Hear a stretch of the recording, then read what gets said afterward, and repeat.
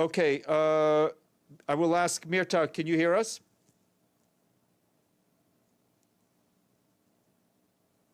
Good afternoon, everybody. I can hear you loud and clear. Great. Well, welcome to this briefing. I unfortunately have to go to meet with the boss, but my colleague Florencia will moderate.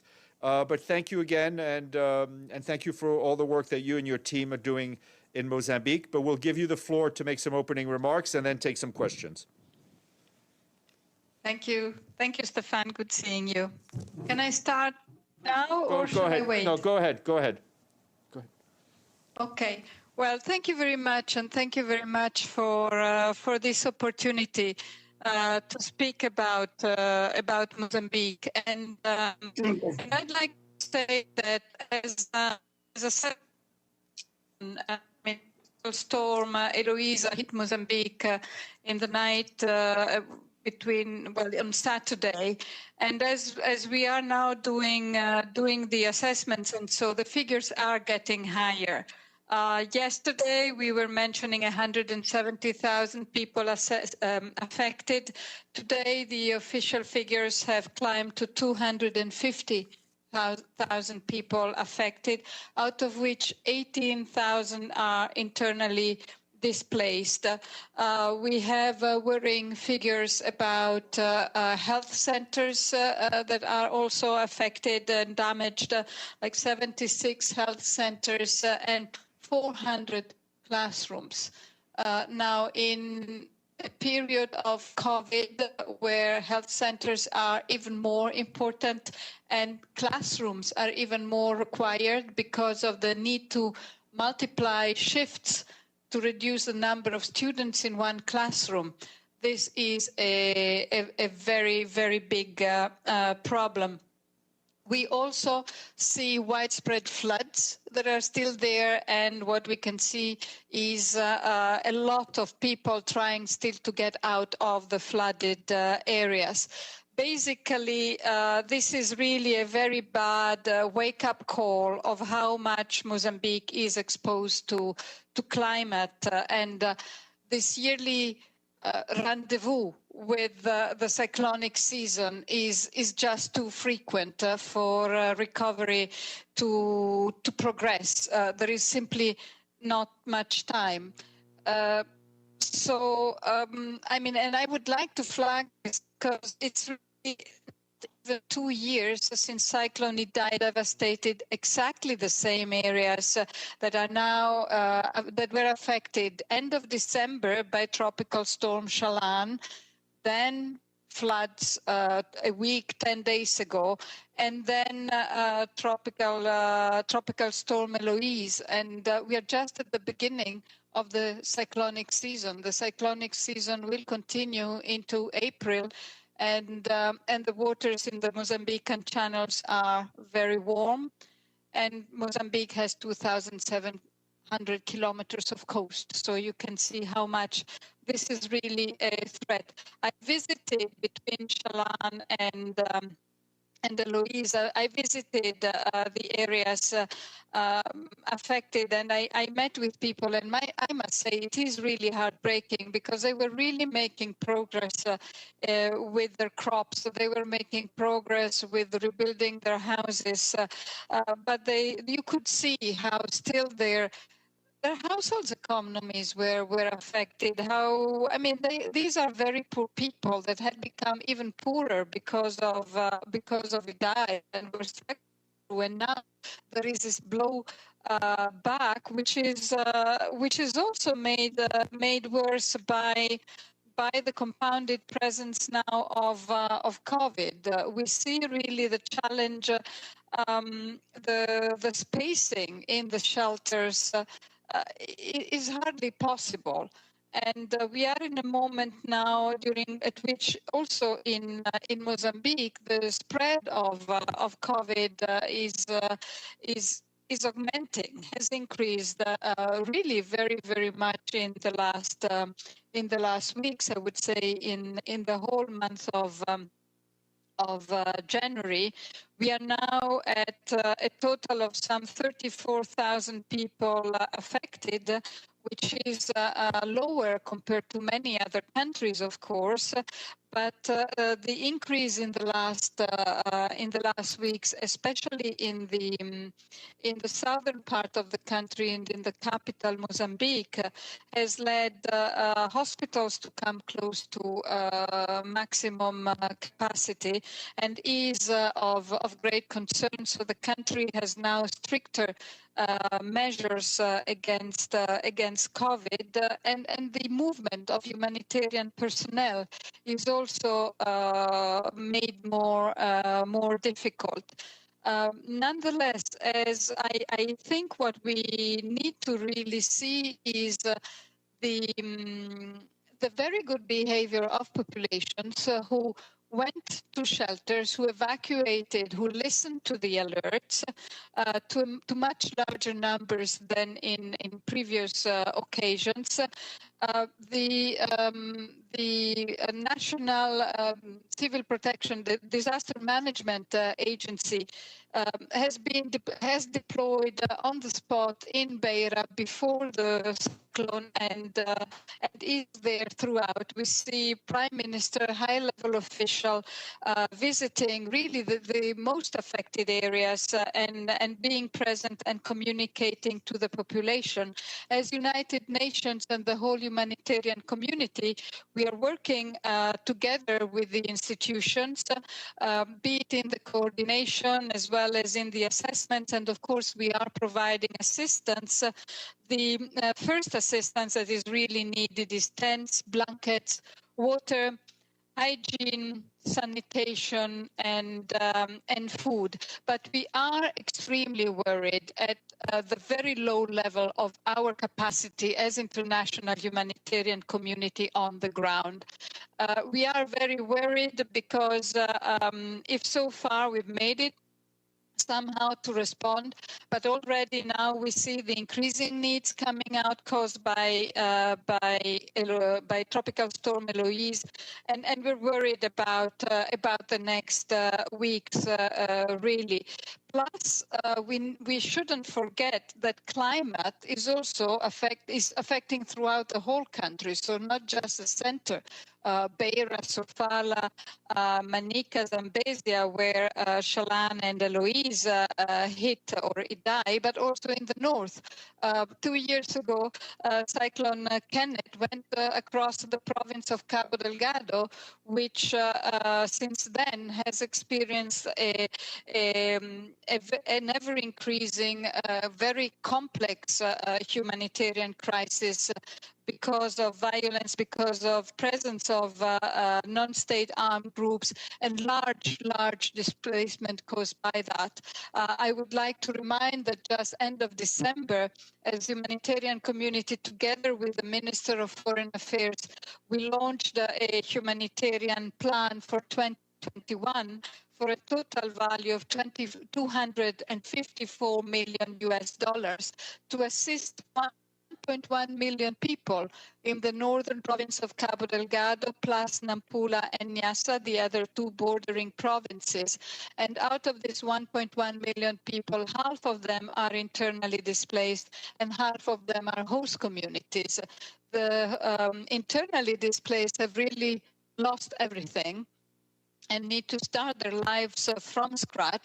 They are hosted with an amazing display of generosity by local populations in other districts, mainly in the southern part of Cabo Delgado, which is still very safe.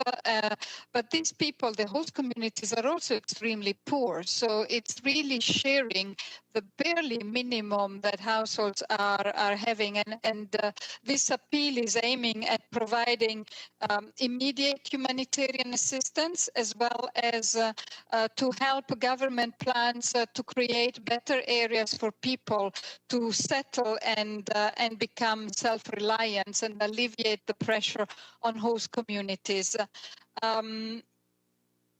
climate is affecting this area as well. It is already raining very much in the southwestern part of Cabo Delgado. So this displacement, this very fragile situation is becoming even more critical. The main towns are really packed with people also, and this is making the situation even more difficult for cholera. I mean, more easy for cholera to spread. We have a cholera outbreak right now, and compounded with the water conditions, we really are extremely worried, as I said. So this is all to say that for Mozambique, we really need to be able to do many things at the same time. We need to look at the complex emergency in the north and respond to that. At the same time, we need to focus on climate resilience and support the country being more resilient to climate. And we need to look at its way towards sustainable development. The vaccination campaign and COVAX is one of the first, one of the most important ways through which we can help, and this is ongoing. We hope that by May, June, through the COVAX initiative, Mozambique will receive 20% vaccines in sufficient quantities to cover 20% of their population. But you can imagine how much overall this need to do so many things at the same time is a strain on the national budget, and this is a low-income developing country. So which, as many countries like this, also contributed or is contributing very little to the whole climate change, but is really getting very much the burnt of it. So I'd like really to use this opportunity also to thank you all and hope really and encourage to support in giving more visibility to the needs to really help Mozambique being more resilient, and for the whole international community to come together in a good multilateral effort to support Mozambique. Thank you very much. Thank you so much, Ms. Kaulard. That was a great briefing. Yes, James? James Bays from Al Jazeera. Can you hear me now? James Bays from Al Jazeera. Can you hear me? Yes, now yes. Okay. James Bays from Al Jazeera. Just like to get a little bit more on the response. So what do you actually need at the moment now in terms of supplies, in terms of aid workers coming into the country? Clearly, Mozambique, as you say, suffers a lot from these sort of things. I remember covering the flooding in the year 2000 there in Mozambique. So one assumes you've got quite a lot of stuff pre-positioned. And my other question is, in terms to responding to this disaster, is there any impact and worries about the ongoing conflict in the country affecting the response? Thank you very much. So, in terms of what is needed now, it's mainly tents. It is emergency shelter. It is blankets. It is really drinkable water that is very much needed. Hygiene. Hygiene is very important. Sanitation, equipment for the face mask, the famous face masks, food is now in need, and we need to look at the impact of all these floods and the water on the crops. Harvest time is April, so now already we could see the plants growing, and we need to see how much the water is going to stay, because it may also have a very devastating impact on the harvest. These are the essential supplies that we see already now as necessary. Of course, assessments are ongoing still, and so the picture will become clearer. We need also to rebuild schools as soon as possible. The school year is to resume in March.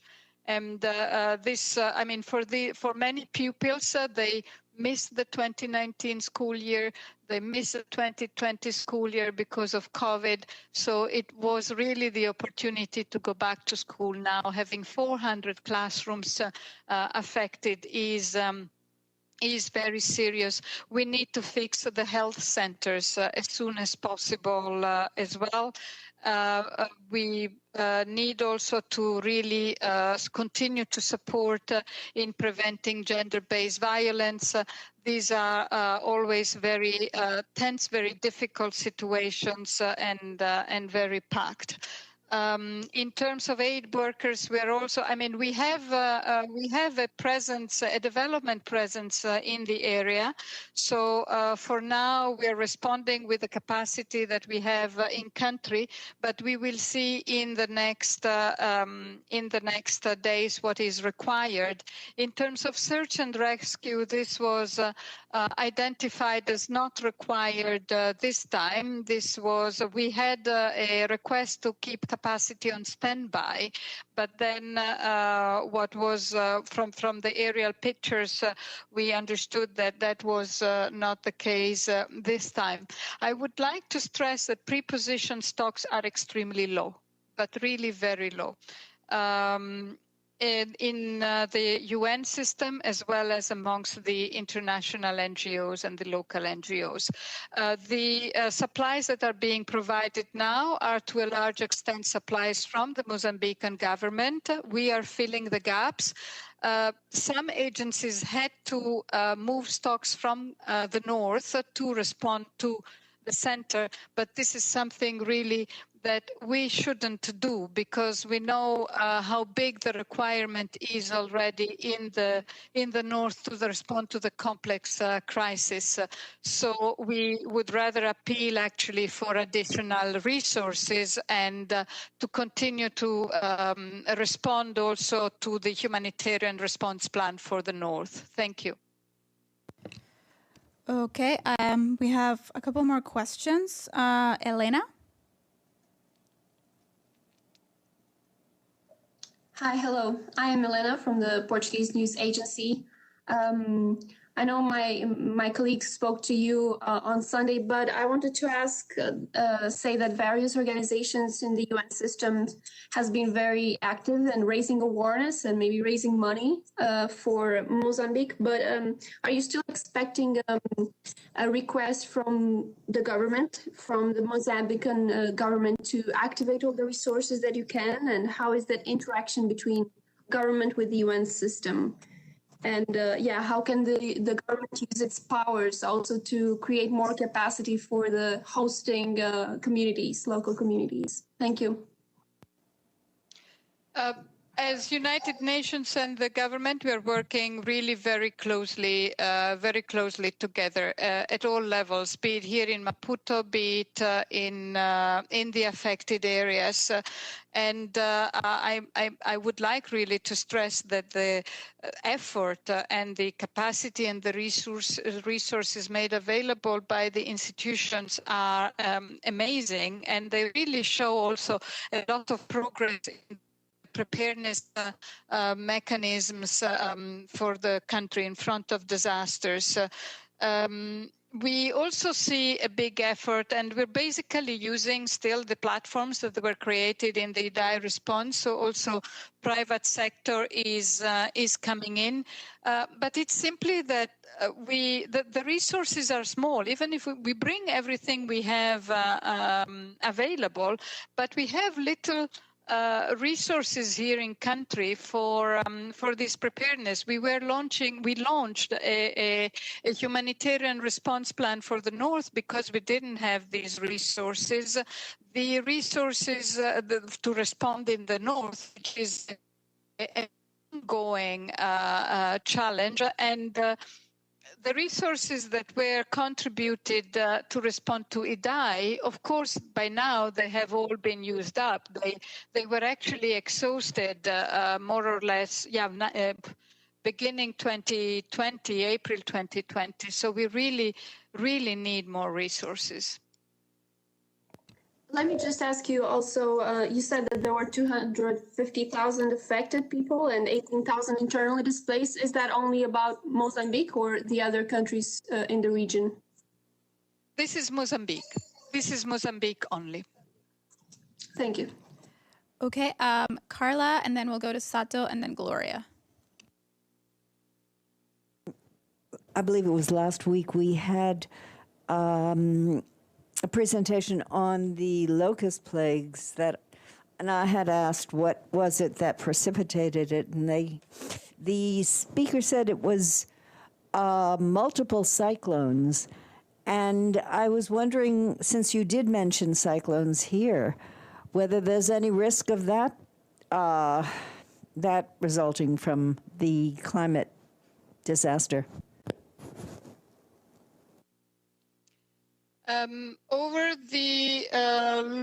During the locust emergency in other parts of East Africa, Mozambique was rather more to the margin, wasn't so affected. I do not have the expertise now to be able to anticipate with precision. Of course, there is an exposure. It depends on many factors, and certainly the whole climate stress and the whole climate disruption is conducive. I recall that a few months ago there was an alert about locusts problem. So certainly Mozambique is not immune from it. We need to prepare and be ready to respond to that as well. Just to say that until now, this problem has not been out of proportions or of unmanageable proportions. Thank you. Okay, Sato, please. Yeah, thank you very much for this briefing. So a couple of questions. So one question is simple. Are you speaking from the Maputo or from the Beira? I'm speaking from Maputo. Okay. I was in Beira 10 days ago. Okay. Thank you very much for Madam Coordinator. So my question is a follow-up on your comment. So do you believe the global warming become the accelerator of these extreme climate? You know, Mozambique is a very long country. And for several years by now, it has experienced a very strong climate disruption. It is experiencing very strong, violent, devastating rains, and in some parts of the country, and it is experiencing a drought in the southern part of the country, and this is not how it used to be. And it is very severe because both aspects affect food security and affect the whole cycle. The cyclonic season in 2019 was extraordinary in terms of violence. This year again, the seawaters in the Mozambican channels are extremely hot. And this is facilitating this creation of tropical storms and cyclones. They go through Madagascar and then they form again in the Mozambican channel. So this whole disruption, experts connect it to climate change, absolutely.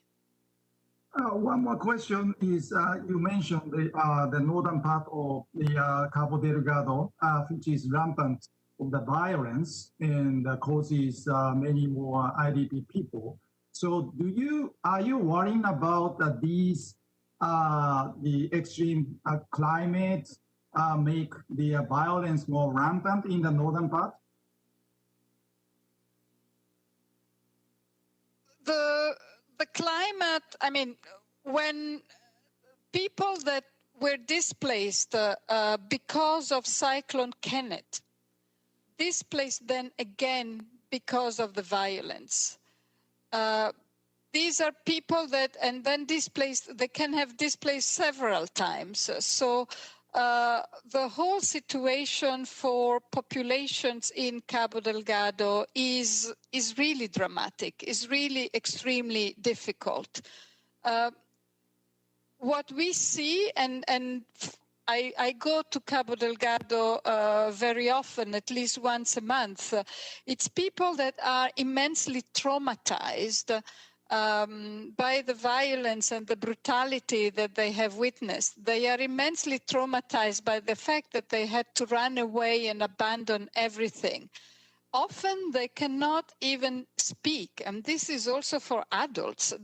They have tears. They cannot express the grief that they have in them. What they say, and this is constant, what they say is, we want a place where we can restart our life anew.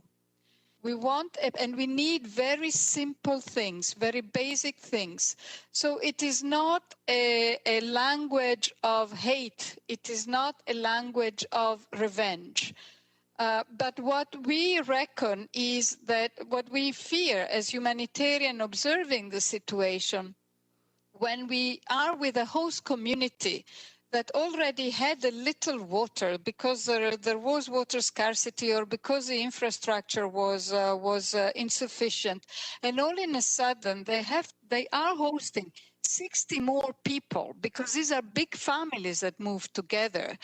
They can have this sharing for a certain period of time, but the tensions can emerge if we do not come to support more, or if the institutions are trying to do their best also. This is why the institutions have their plans to help people relocate. It contributes also to normalizing the situation and pacifying the situation and preventing further stress and further tensions. Related to this is in particular the youth, because we meet many students who were in high school. We meet many young men who had a job, many women who were self-reliant because of their agriculture and supporting their families, and they have lost all of this. So they become immensely vulnerable. They become immensely vulnerable to abuse and also to indoctrination. So this is where we see a sense of big emergency really to provide a stronger response and to help the Mozambican institutions. Because this is, we shouldn't forget, a low-income developing country. Thank you. Gloria? Is Gloria still online? Urban areas. In the urban areas of the country, do you have garbage disposal in any way, shape, or form because of the problem of sanitation? The problem of garbage is a big problem. Right in these days, there was coverage also on the national media about the congestion of garbage in the city of Pemba. And this is what creates concern, and it's caused also by the city of Pemba, which is the capital of the district of Cabo Delgado in the north of Mozambique. It had a population of 200,000 people. It hosts now 100,000 internally displaced more. So the population moved to 300,000, and these people are living in the poorest area of the town, and the accumulation of garbage is high. It's really a very big. It goes together with this sudden change in the demography of the town, that also the services cannot cope. And this is why we are saying that it is important also to support a response through resilience and through a strengthened infrastructure, because everything is related. Because if the garbage is not allowing the evacuation of the water, then the water stagnates, and then we have cholera and we have more epidemics in an area which is already hosting overpopulated and with very vulnerable people. So it is really a combination of an emergency, a resilience, and a development challenge that the country is trying to address, and that the country needs all support in addressing. Okay, and we have one more question from Carla. Can you hear me? Yeah. You may already have addressed this, but what is the root cause of the conflict? I believe it's in the north that's causing this massive exodus, which it's very difficult to support in the rest of Mozambique. And from what you described, the enormous traumatization of the refugees, it sounds like something horrific. I don't think there has been that much awareness of it. Is this is it terrorist violence? Displacement. Yeah, the displacement in the north started with actually Cyclone Kenneth in 29 of April 2019. This was the first cause of part of the displacement.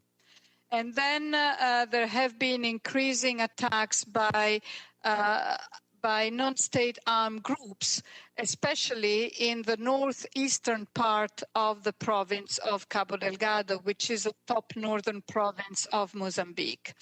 And these attacks are extremely brutal and violent, and populations have been fleeing from these areas. These attacks have been intensifying very, very much in the second half of 2020.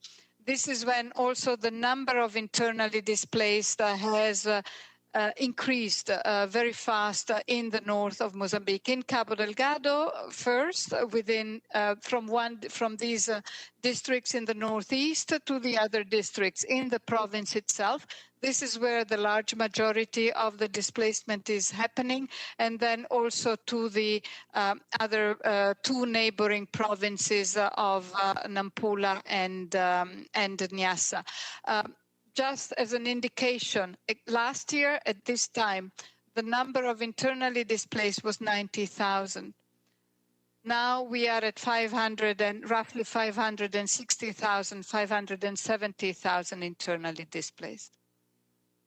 Particular terrorist group that's causing the conflict in the north, or this is still under. I mean, there are many points of view. What we prefer to say is that really there is need for more information before being able to say that definitively what is the nature, what is the source of the problem. Okay. I think that's it for questions. Thank you so much, Ms. Kaulard. It was a very useful briefing. And thank you all. We'll see you tomorrow.